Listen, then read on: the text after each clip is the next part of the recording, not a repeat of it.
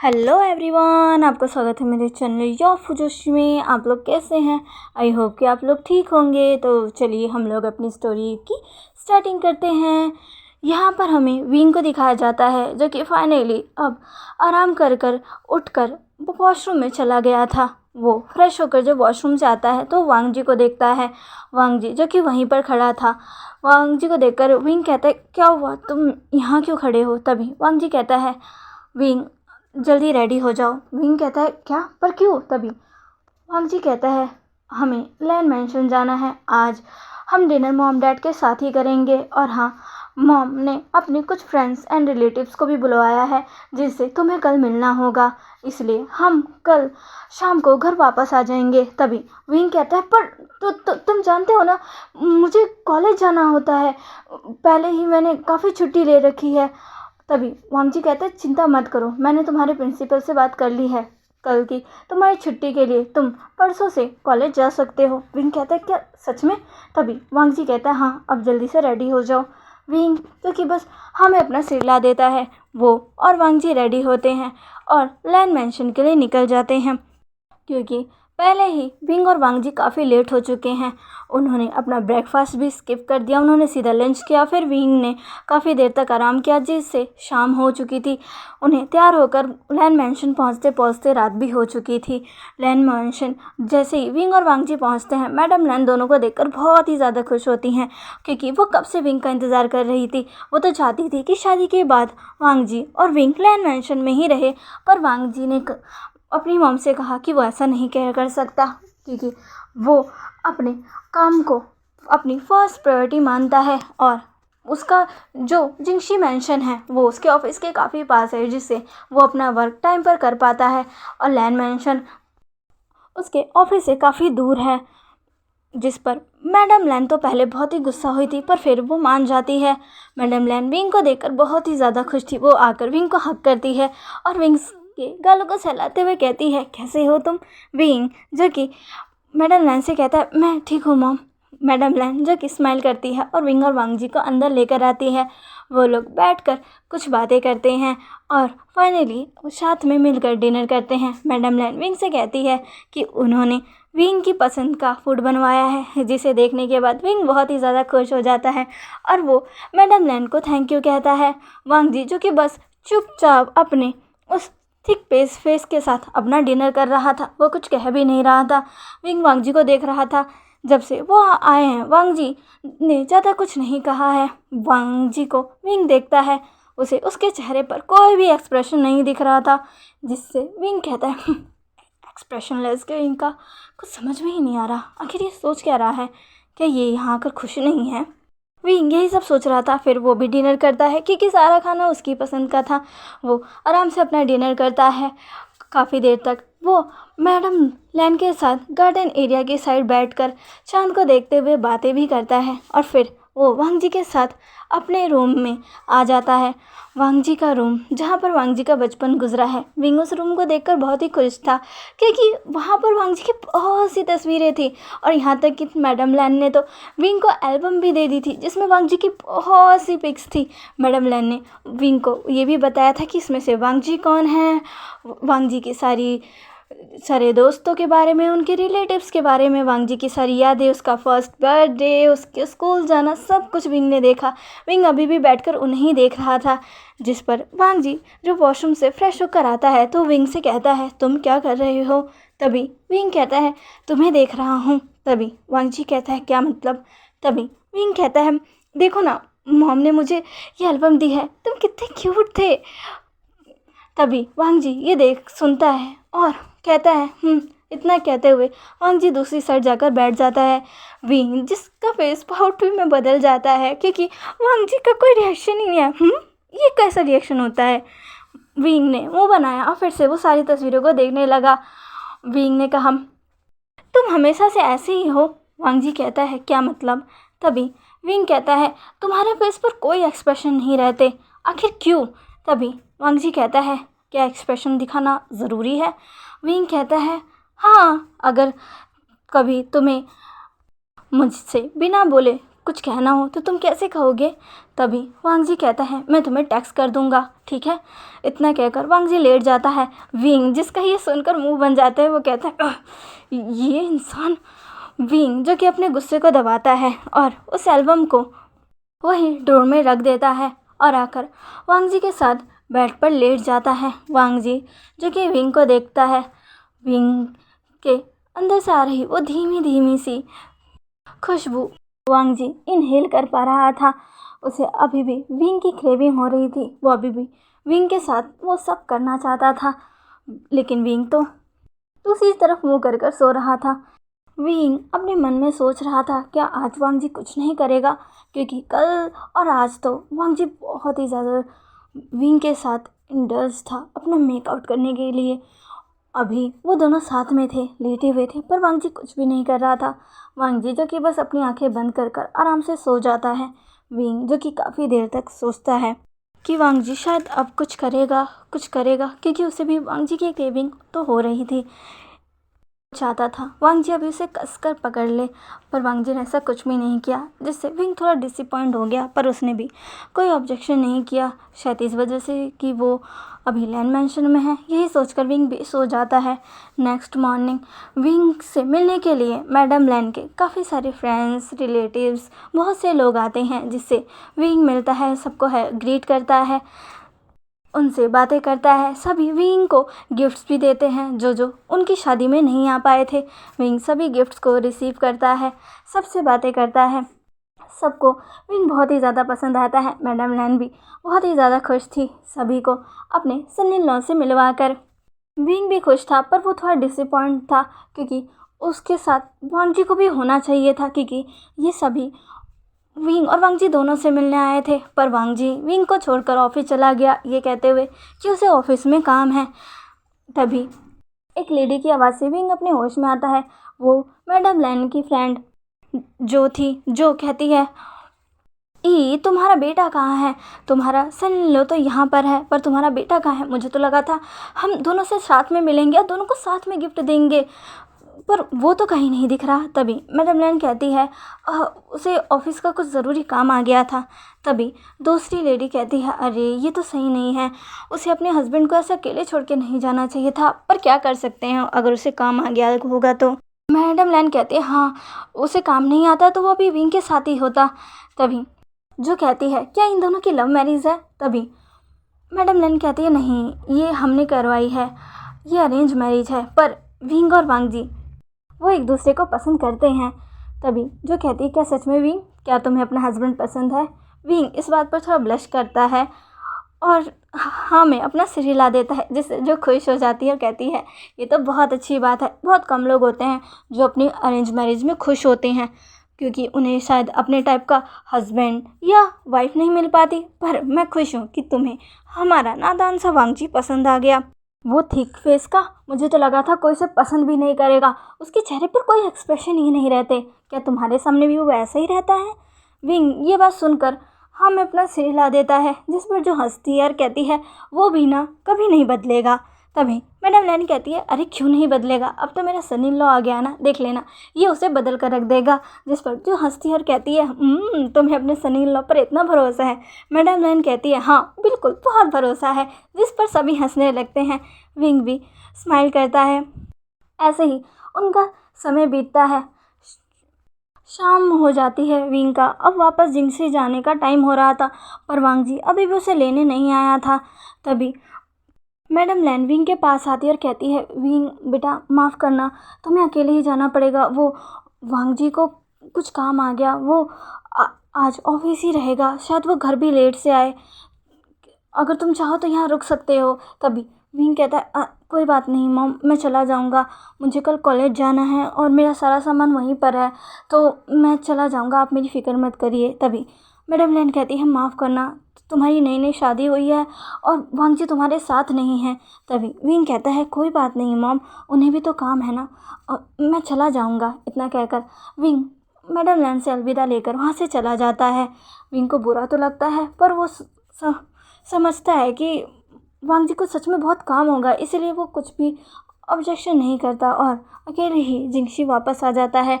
जिंगशी आने के बाद वो अच्छे से फ्रेश होता है। फिर अंशु उसके लिए डिनर भी प्रिपेयर कर कर रखती है, जिस पर विंग कहता है कि वो वांग जी के साथ ही खाएगा। अंशु विंग को देखती है और स्माइल के साथ कहती है कि उसे खा लेना चाहिए। वांग जी वो शायद लेट आएगा। विंग कहता है क्या वो हमेशा इतना ही लेट आता है? तभी अंशु कहती है हाँ, क्या पता आज भी वो लेट ही आए, आप खा लीजिए। तभी विंग कहता है नहीं, मैं इंतज़ार करूँगा। तभी अंशु कहती है पर तभी विंग कहता है आप फिक्र मत करिए, अगर ज़्यादा देर हुआ तो मैं खाकर सो जाऊँगा। जिस पर अंशु स्माइल करती है और वहाँ से चली जाती है। धीरे धीरे टाइम बीतता है और डिनर का वक्त भी निकल जाता है। सभी सर्वेंट्स भी वापस चले जाते हैं। अंशु भी विंग के पास आखिरी बार आकर उसे खाने का कहकर चली जाती है। अंशु के सामने तो विंग कह देता है कि ठीक है वो खा लेगा, पर वो खाता नहीं है क्योंकि वो वांग जी के साथ खाना चाहता था। पर जब और बहुत रात हो जाती है और वांग जी नहीं आता तो विंग के भी भूख मर जाती है। उसे बहुत बुरा लगता है और साथ ही गुस्सा भी आता है, पर वो कुछ नहीं कहता। वो खाने को फ्रीज में रख देता है और जाकर अपने रूम में बेड पर लेट जाता है। काफ़ी देर बाद जब वांग जी घर आता है तो करीब रात के 1 बज रहे थे। वांग जी घर आता है और वो थोड़ा ड्रंक था। वांग जी सीधा अपने रूम में की तरफ बढ़ जाता है। वो जब रूम के अंदर आता है तो वो देखता है विंग बेड पर सो रहा था। वांग जी धीरे धीरे विंग के पास आता है और विंग के चेहरे को छूने लगता है। वांग जी जो कि अब धीरे धीरे विंग के करीब बढ़ता है और सीधा अपने लिप्स को विंग के लिप्स पर रख लेता है और उसे पैशनेट किस करने लग जाता है। इसी दौरान वो विंग के ऊपर से उस चादर को भी हटा देता है और खुद विंग के ऊपर आ जाता है। विंग जो कि गहरी नींद में था, जैसे ही उसे एहसास होता है कि कोई तो है उसके ऊपर, विंग को जब ये एहसास होता है तो वो तुरंत ही अपनी आंखें खोलता है। जब आंखें खोलता है तो वो देखता है कि वांग जी उसे किस कर रहा था, वो उसके ऊपर था। विंग जो कि ये देखकर बहुत ही ज़्यादा चौंक जाता है। वो तुरंत ही वांग जी को खुद के ऊपर से हटाने की कोशिश करने लगता है, लेकिन वांग जी ने उसका हाथ पकड़ लिया था और उसे बेड पर पिन कर दिया था। विंग जो कि कुछ कहना चाहता था पर वो कुछ कह भी नहीं पा रहा था क्योंकि वांग जी ने उसे अपने लिप्स से ब्लॉक करके रखा हुआ था। वांग जी उसे बहुत ही ज़्यादा रफ डीप किस करता है, किसके दौरान वो उसे बाइट भी करता है, जिससे विंग के लिप से ब्लड निकलने लगता है। पर वांग जी रुकता नहीं है। विंग जब ब्रीथ आउट हो जाता है, उसकी आंखें बंद होने लगती है, तब जाकर वांग जी विंग को छोड़ता है और फिर सीधा उसके नेक पर आ जाता है। विंग जो कि गहरी गहरी सांसें ले रहा था और इसी दौरान वो कहता है वांग जी, पर वांग जी उसकी बात नहीं सुनता। विंग कहता है वांग जी रुको रुको रुको, पर वांग जी विंग की नहीं सुनता। वो अपने हाथों से विंग के क्लॉथ को तुरंत ही रिमूव कर देता है और अपने क्लॉथ को भी रिमूव कर देता है।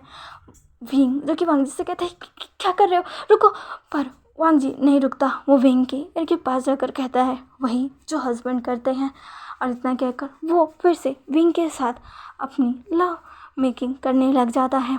वो इस बार बहुत ही ज़्यादा रफ था क्योंकि वो थोड़ा ड्रंक भी था, उसे होश नहीं था और अभी वो विंग की फ्रेगनेंस में पूरा मदहोश था।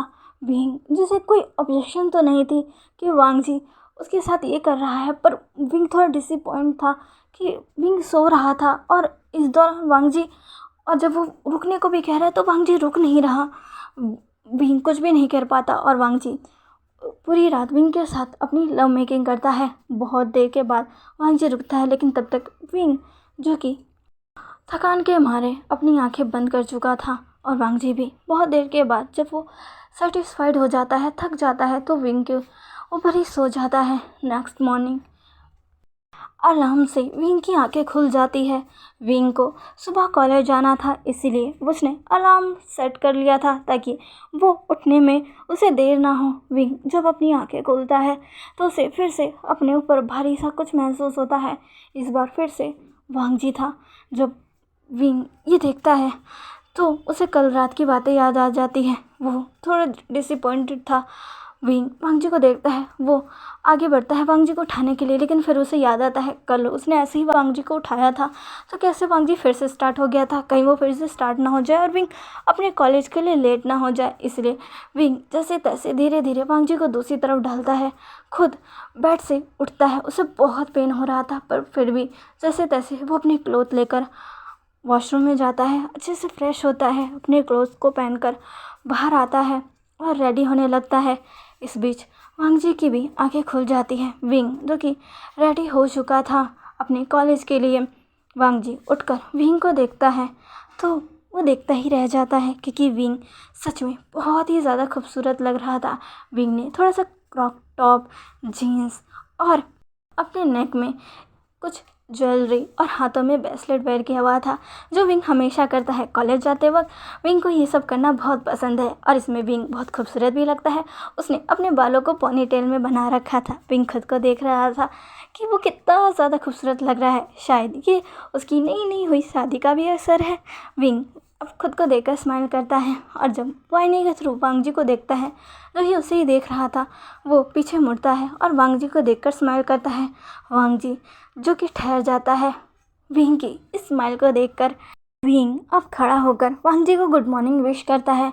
वांग जी भी विंग को गुड मॉर्निंग विश करता है। वांग जी विंग को देख रहा था, बार बार उसकी नज़र उसकी कमर पर जा रही थी, जो विजिबल हो रही थी। वांग जी एक नज़र विंग को देखता है, जो कि अब अपना बैग प्रिपेयर कर रहा था। वांग जी कहता है, क्या तुम ऐसे ही कॉलेज जाने वाले हो?